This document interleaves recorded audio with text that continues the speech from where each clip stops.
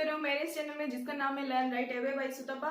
And आज के इस वीडियो में हम लोग जो है एक बहुत ही इंपॉर्टेंट चीज डिस्कस करने वाले हैं, यानी कि हमारा जो ओपीएससी एग्जाम है उसका जो मेंस का सिलेबस है उसके बारे में हम लोग थोड़ा सा डिस्कस करने वाले हैं। ये जो बच्चे मतलब प्रीलिम्स का एग्जाम दे रहे हैं उनके लिए जितना इम्पोर्टेंट है, जो लोग मेंस अपियर करने वाले हैं इस साल अप्रैल या मई महीने में उनके लिए भी उतना ही इम्पोर्टेंट है। क्योंकि देखिए, जब तक आप सिलेबस को अच्छी तरह से नहीं समझेंगे तब तक आप क्या पढ़ना है वो छांट नहीं पाएंगे। ठीक है, अगर सिलेबस आपके दिमाग में होगा कंप्लीटली, अगर इम्प्रिंट होके अगर दिमाग में रहेगा, तो चाहे आप कोई भी बुक पढ़ें या चाहे आप ऐसे चलते फिरते कोई भी बात सुने या फिर चाहे आप न्यूज़पेपर पढ़ें, कुछ भी पढ़ें, आपको तुरंत पता चल जाएगा कि इसमें से आपके लिए अननेसेसरी कौन सा है एंड नेसेसरी कौन सा चीज है। ठीक है, तो इसके लिए आपको जो है सिलेबस बाय हार्ट करनी होंगी, ना कि बस बाय हार्ट करनी होंगी, बल्कि उनके अंदर क्या क्या सब टॉपिक्स आते हैं। सिलेबस तो ऐसे बहुत छोटे से मतलब कंटेंट में दे दिया जाता है, लेकिन उनके अंदर अंदर इतने सारे सब टॉपिक्स होते हैं कि उसमें से ही क्वेश्चन आते हैं। तो हम लोग सोचने लगते हैं कई बार ये कि मतलब इतना कम सिलेबस में दिया हुआ था, फिर ये सब क्वेश्चंस कहाँ से आ गया, ये शायद हमारा आउट ऑफ सिलेबस क्वेश्चन ही आ गया है। ठीक है, लेकिन हम थोड़ा सा अगर सिलेबस को एनालिसिस करेंगे तो पता चल जाएगा कि ये सिलेबस के अंदर था एंड एक सब टॉपिक के हिसाब से था, कहीं ना कहीं सिलेबस में लिंक्ड होके था, लेकिन हम लोग को पता नहीं था क्योंकि हम लोग सिलेबस अच्छे से समझे नहीं थे। ठीक है, तो आप चाहे कोई भी एग्जाम प्रिपेयर करें, मतलब आपका बुक जितना इंपॉर्टेंट है उससे कहीं गुना ज्यादा आपका सिलेबस इंपॉर्टेंट है। ठीक है, सिलेबस अगर आपको अच्छी तरह से समझ में आ चुका है एंड आपके दिमाग में बिठा हुआ है सिलेबस, तो आप चलते फिरते मोबाइल से कहीं से भी, आप आजकल का जो नेट का जमाना मतलब चल रहा है उसमें तो आपको सारा कुछ चीज जो है मोबाइल में ही अवेलेबल हो जाएगा। बस आपको याद रहना चाहिए सिलेबस, क्योंकि आप देखिए कोई आप चीज एक पढ़ाई कर रहे हैं और सिलेबस जो है मिनिमाइज होके फाइल में रहा है, तो उसको मैक्सिमाइज करके सिलेबस देख रहे हैं, फिर उससे पढ़ रहे हैं, फिर मैक्सिमाइज करके सिलेबस देख रहे हैं, फिर पढ़ रहे हैं। तो ये जो मिनिमाइज मैक्सिमाइज होते होते आपका जो है पढ़ने का फ्लो जो है टूट जाता है। एंड जो आप तैयारी करने के लिए आप जो डिसाइड करते रहते हैं कि इतना हमारा टारगेट है आज का, इतना हम लोग कंप्लीट करेंगे, वो नहीं हो पाता है। ठीक है, कहीं ना कहीं हम सिलेबस के साथ रिजेम्बलेंस जो होता है हमारा टॉपिक का उतना हमें समझ में नहीं आ पाता है। ठीक है, तो उसके लिए हमें पहले जो है सिलेबस को अच्छी तरह से समझना चाहिए। एंड ये जो मेंस का सिलेबस है अगर हम अच्छी तरह से समझ लेते हैं तो ये हमें प्रीलिम्स में भी हेल्प करता है, मेंस में भी हेल्प करता है, प्लस हमें इंटरव्यू में भी हेल्प करता है। ठीक है, इंटरव्यू में किस तरह से हेल्प करता है, इंटरव्यू में इस तरह से हेल्प करता है कि देखिए ये एक पर्सनालिटी टेस्ट होता है। ठीक है, और बहुत ज्यादा करंट ओरिएंटेड होता है, करेंटली हमारे सोसाइटी में जो भी चल रहा होता है उससे ओरिएंटेड हमारा पर्सनालिटी टेस्ट होता है। ठीक है, सोसाइटी में क्या इश्यूज चल रहा है उसके ऊपर आपका क्या पॉइंट ऑफ व्यू है एंड उसको कैसे ठीक किया जाए। अगर आप एक कलेक्टर के हिसाब से अपॉइंट होते हैं तो आप उस जगह में रहेंगे तो आप क्या करेंगे। ठीक है, तो इस तरह से टॉपिक मतलब इसी तरह से क्वेश्चंस जो है पूछे जाते हैं लगभग। तो आपको इतना मतलब समझ होना चाहिए कि सोसाइटी में जो इश्यूज हो रहे हैं उसमें से कौन सा जो है हमारा टॉपिक से रिलेटेड हो रहा है और कौन सा जो है बेकार का चीज है, हमें उसमें दिमाग नहीं लगाना है। ठीक है, उसके लिए भी हमें सिलेबस का एनालिसिस बहुत ज्यादा जरूरी होता है। एंड प्रीलिम्स के लिए ये जरूरी होता है कि देखिए प्रीलिम्स का जो आप तैयारी करते हैं ये सबसे पहला फेज होता है। ठीक है, तो उस टाइम अगर आपको ये याद में रह जाता है कि इतना पोर्शन जो है आपको मेंस के लिए भी चाहिए, तो आप प्रीलिम्स के लिए उसी टॉपिक का, मान लीजिए कोई एक टॉपिक आप ले रहे हैं कि आप सोलर सिस्टम ही ले रहे हैं। ठीक है, तो सोलर सिस्टम का जो भी ऑब्जेक्टिव आपका प्रीलिम्स में आ रहा है आप उसको मतलब कंप्लीट कर रहे हैं। इक्वली जो टॉपिक जो है अगर मेंस में सिमिलर है तो उसको आप कन्वेंशनली जो है मेंस के लिए भी कवर करते हुए चलेंगे, तो आपका जो सिलेबस का जो कंप्लीशन होगा उसके साथ आपका मेंस एंड प्रीलिम्स का प्रिपरेशन जो है एक साथ कवर होता जाएगा और बाद में बहुत थोड़ा कुछ ऐसे ही बच जाएगा जिसमें आपको एक्सक्लूसिवली मेंस के लिए पढ़ना पड़ेगा। तो ये बहुत ही टाइम मैनेजमेंट में भी हेल्प करेगा। एंड हमें जो प्रीवियस क्वेश्चंस जो आता है वो भी हम लोग जब एक ही ग्लैंस में देखते हैं कि प्रीवियस क्वेश्चन रिपीट होता है कि नहीं होता है, क्वेश्चन का स्टैंडर्ड जो है कैसा रहता है, ये सब जब हम देखते हैं, अगर हमें सिलेबस याद रहता है तो हमें ये अच्छी तरह से पता चल जाता है कि ये जो मतलब रेस्पेक्टिव पेपर का कौन से टॉपिक से बिलोंग करता है। ठीक है, तो ये सारे चीज के लिए हमें जो है सिलेबस जो है अच्छी तरह से याद रहनी चाहिए। तो बहुत ही छोटा सा सिलेबस है देखने के लिए, लेकिन इसमें बहुत सारी चीजें होती है। ठीक है, तो पहले देख लेते हैं मेंस एग्जाम का पैटर्न क्या है। मेंस एग्जाम में दो पार्ट होता है, पार्ट 1 एंड पार्ट 2। ठीक है, पार्ट 1 जो होता है क्वालिफाइंग होता है एंड कंपलसरी होता है। क्वालिफाइंग यानी कि आपको 25% मार्क लाना पड़ेगा उसमें, और जनरली ये लैंग्वेज पेपर होता है। दो कंपलसरी लैंग्वेज है आपको लेना है, उसमें से एक है इंग्लिश, दूसरा है उड़िया। ठीक है, और इंग्लिश में जो है आपको क्या क्या सिलेबस में मतलब है पहले डिस्कस कर लेते हैं। तो इंग्लिश में जो है आपको कंप्रीहेंशन ऑफ गिवन पैसेज मिलेगा। कंप्रीहेंशन मींस और कुछ नहीं, अंडरस्टैंडिंग ही होता है। तो आपको कितना अंडरस्टैंडिंग है, एक पैसेज दिया गया है, आप उसको कितना अच्छी तरह से समझ पाते हैं बहुत कम टाइम में, एंड उसका जो क्रिस्प आप निकाल के उसको यूज करना होता है। जैसे कि क्वेश्चन आंसर फॉर्मेट में हो गया, या फिर उसको प्रिसाइज करके लिखने में हो गया, या फिर आपको उसका टाइटल बिठाने में हो गया। तो ये ऐसे करके बहुत सारे क्वेश्चन जो है पैसेज से भी आता है। ठीक है, ये एक सिलेबस का एक पार्ट है। फिर आता है प्रिसाइज राइटिंग। ठीक है, एक बहुत बड़ा सा पैसेज आपको दिया जाता है, उसको आपको प्रिसाइज करके लिखना होता है, थोड़ा कम वर्ड में। ठीक है, कंप्रेस करके लिखना होता है। फिर आता है यूजेस एंड वोकैबुलरी। ठीक है, मतलब आपको जो वर्ड दिया जाएगा उसको लेके आपको सेंटेंस में करना पड़ेगा, सेंटेंस बनाना पड़ेगा, या फिर आपको उसका सिनोनिम एंटोनिम ये सब करके कुछ बताना चाहिए। ठीक है, ये इनके ऊपर भी क्वेश्चन आता है। फिर शॉर्ट एसेज जो है लिखना पड़ता है। शॉर्ट एसेज कुछ टॉपिक दिया जाए, छोटा छोटा एसेज जो है उनका मिनिमम वर्ड रिक्वायरमेंट रहेगा 200 या 250 कुछ भी रहेगा, तो उसके अंदर आपको जो है छोटा सा एसे लिखना पड़ेगा। ठीक है, और इतना है आपका इंग्लिश का। और सेम इतना ही चीज जो है उड़िया में भी है, लेकिन उड़िया में एक ऐसा एक्स्ट्रा चीज है जो कि ट्रांसलेशन। ठीक है, ट्रांसलेशन किस चीज का, मतलब उड़िया में सेंटेंस दिया रहेगा, आपको इंग्लिश में ट्रांसलेट करना होगा, एंड इंग्लिश में जो मतलब सेंटेंस दिया रहेगा उसको आपको उड़िया में ट्रांसलेट करना होगा। ठीक है, ये उड़िया वाला लैंग्वेज पेपर जो है उसमें एक्स्ट्रा है, बाकी सारा चीज सेम है। ठीक है, बाकी 4 पॉइंट जो है सिलेबस में सेम है। एंड सबसे इंपोर्टेंट जो है ये 10th लेवल तक ही आता है, हायर लेवल का नहीं ये लोग पूछते हैं। ठीक है, और दूसरा जो पार्ट है हमारा पार्ट 2, उसमें हमारा लगभग 6 पेपर है, कुल 6 पेपर ही है। एंड 6 पेपर में से हमारा ऐसे 1-2 करके मिलाया जाएगा, तो टोटल हमारा 7 पेपर होता है, क्योंकि ऑप्शनल का 2 पेपर होता है। ठीक है, तो पेपर 1 जो है हमारा वो है एसे, वो है 250 मार्क्स का। ठीक है, एसे जो है पहले एक ही टॉपिक पे आता था, अभी मल्टीपल ऐसे पूछा जा सकता है, क्योंकि ये अभी का रिसेंट पैटर्न है। तो एग्जैक्टली कोई नहीं बता सकता कि बोलो कितना ऐसे आपको लिखने के लिए बोलेंगे, 2 हो सकता है, या फिर 3, या फिर 4 हो सकता है। ठीक है, तो उसके हिसाब से उनका जो रिक्वायरमेंट होगा वो उस हिसाब से क्वेश्चन फॉर्मेट देंगे।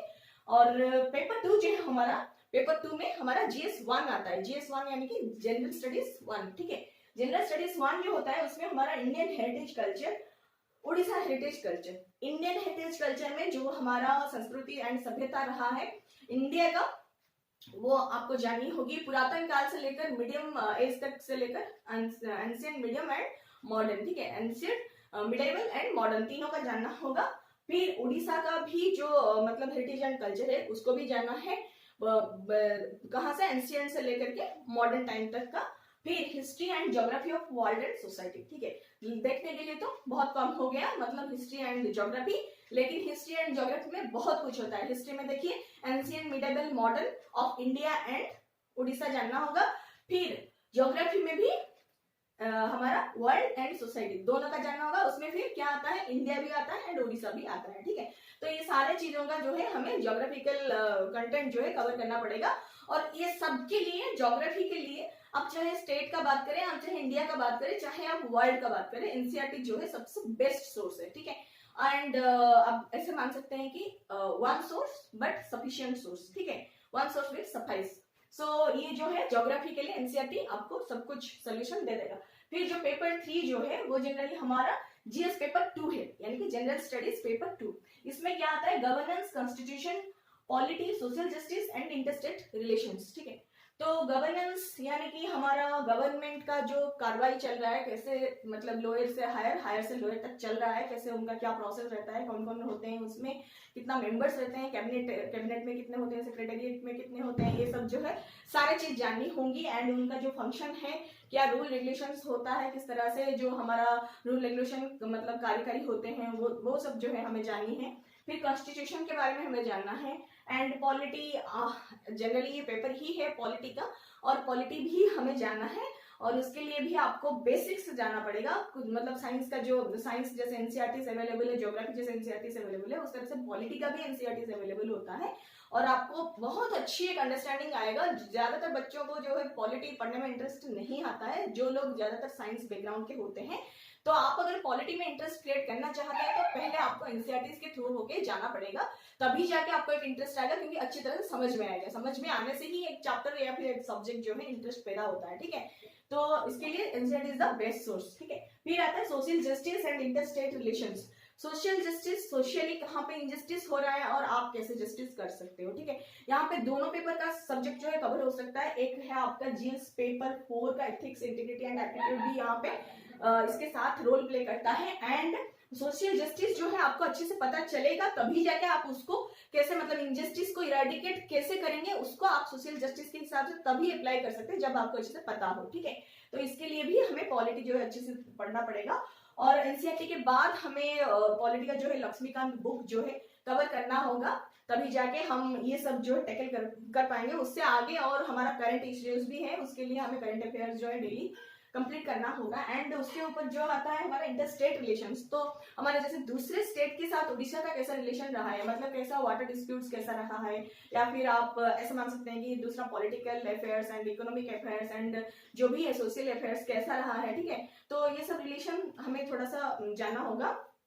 एंड फिर आता है हमारा पेपर नंबर 4 यानी कि जीएस पेपर 3, ठीक है। GS paper 3 general studies paper 3 में हमारा जनरली टेक्निकल पेपर थोड़ा सा है, इसमें थोड़ा सा साइंस ओरिएंटेड है। एंड इसमें हमारा इकोनॉमिक डेवलपमेंट भी आता है और हमारा इकोनॉमी जो है थोड़ा सा वो भी आता है इसमें। एंड बायोडाइवर्सिटी मतलब हमारा जो एनवायरनमेंट के ऊपर ये काफी कुछ ओरिएंटेड है। एंड हमारा सिक्योरिटी एंड सोशल डिजास्टर्स जो होता है, मतलब हमारे सोसाइटी के ऊपर जो डिजास्टर्स आते हैं, यानी कि आप ऐसे मान सकते हैं नेचुरल कैलेमिटीज जो होते हैं उनके ऊपर भी हमें थोड़ा सा पढ़ना होगा, ताकि क्यों आते हैं एंड हम उसको कैसे रोक पाएंगे, उसके ऊपर हम क्या स्टेप ले सकते हैं या फिर कैसे हम उसका प्रिकॉशंस ले सकते हैं, उसके ऊपर भी थोड़ा सा हमें जानना होगा। ये भी हमारा एनसीईआरटी जो है बहुत अच्छे से कवर करता है। एंड उसके बाद आपको एक जो है रेफरेंस बुक लेना है, उसमें आप शंकर आईएएस का बुक भी ले सकते हैं, वो भी बहुत ज्यादा अच्छा अंडरस्टैंडिंग दे देता है और क्वेश्चंस भी बहुत सारे अच्छे से टैकल कर लेता है, ठीक है। और ओडिशा का जो है कुछ थोड़ा सा हमें अलग से जो है पढ़ना होगा। एंड ज्यादातर करंट अफेयर में वो भी कवर हो जाता है, ठीक है। फिर आता है जीएस पेपर 4 यानी कि हमारा paper 5 and general studies paper 2, ठीक है। वो जो है एथिक्स, इंटीग्रिटी एंड एप्टीट्यूड का होता है। इसमें और कुछ नहीं, आपको बस अपना पॉइंट ऑफ व्यू लिखना होता है। कोई भी केस स्टडी हो, कुछ भी प्रॉब्लम्स हो, सोसाइटी में कुछ भी हो रहा है, उसके ऊपर आप उस जगह पे होते तो आप वहां पे क्या करते, एज ए सिटीजन क्या करते, एज ए कलेक्ट्रेट क्या मतलब एज ए ऑफिसर आप क्या करते, तो एज ए ब्यूरोक्रेट आप क्या करते, सब कुछ उसी में ही आता है। उसके लिए भी अच्छी अच्छी बुक्स अवेलेबल है। लेकिन मुझे ये लगता है कि जैसे देखिए कि आप थोड़ा सा कुछ मतलब ऐसे ज्यादातर जब आप कुछ फंडामेंटल्स कंप्लीट कर लेते हैं, जैसे कि एनसीईआरटी हो गया, उसके बाद कुछ रेफरेंस बुक्स कंप्लीट कर लेते हैं, एंड आप अगर कंटिन्यूअली आप अगर करंट अफेयर के साथ टच में रहते हैं, तो अपना एक खुद का एक थिंकिंग पावर जो है बाय टाइम डेवलप होता है कि देखो ये सिचुएशन जो है ऐसे इसने सॉल्व किया तो कितना अच्छा उसका इम्पैक्ट रहा सोसाइटी के ऊपर, अगर हम यहाँ पे होते तो हम शायद ये करते या फिर हम इससे क्या अलग कर पाते हैं। तो ये जो थोड़ा सा थिंकिंग का पावर होता है ना, ये कंटिन्यूअली हमारे पढ़ने से डेवलप हो जाता है, ठीक है। उसके बाद भी हमें और कुछ केस स्टडीज लेके हम उसको थोड़ा सा और एड इन भी कर सकते हैं। उसके लिए भी एक बुक है जो है लेक्सिकन का बुक आता है, उसको भी आप थोड़ा सा मतलब ऐसे गो थ्रू हो सकते हैं, थोड़ा सा केस स्टडीज समझने के लिए और कुछ लिखने का स्टाइल देखने के लिए, ठीक है। फिर जो होता है हमारा last but not the list, हमारा ऑप्शनल पेपर जो है पेपर नंबर 6 होता है, लेकिन उसका 2 पार्ट होता है ऑप्शनल का, पेपर 1 एंड पेपर 2। पहले हमारा 2 ऑप्शनल था, अभी एक ऑप्शनल हो चुका है। एंड पेपर 1 पेपर 2 होके 2 पार्ट में वो पेपर आता है। एंड शायद उसका भी वही फॉर्मेट रहेगा जैसा कि हमारा यूपीएससी का था पहले, अभी भी है।